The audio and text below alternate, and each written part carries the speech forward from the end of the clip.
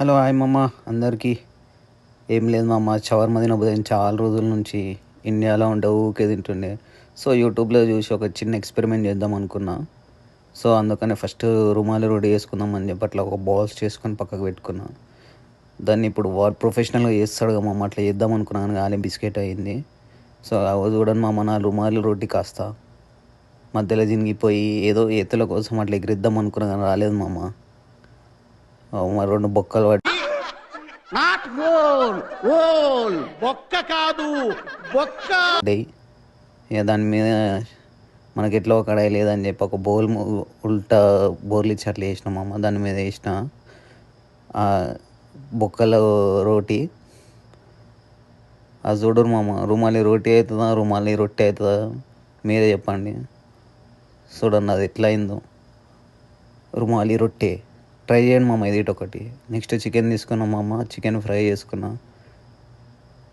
కానీ chicken fry మంచిగా magnet చేసినాం అమ్మ. చూడండి ఎట్లా అయిందో. దాన్ని చూసి ఫిష్ అనుకోగలరు, ఫిష్ కాదు చికెన్ ఫ్రై. దాని తర్వాత నాటేసి నేనే వేసినామమ్మ, మా రూమ్మేట్స్ చేయనన్నారు. తర్వాత దాన్ని ప్రొఫెషనల్ మాస్టర్ షెఫ్ దాకా దాన్ని కట్ చేసినామమ్మ. ఏం లేదు, వాడు హైదరాబాద్లో కట్ చేస్తాడు కదా మామ, నేను అట్లా కట్ చేద్దాం అనుకున్నా కానీ జస్ట్ నార్మల్గా కట్ చేసుకున్న. తర్వాత రుమాలి రొట్టి, సారీ మర్చిపోయిన, రుమాలి రొట్టె మీద కొంచెం మయోనీస్ వేసుకున్నామమ్మ.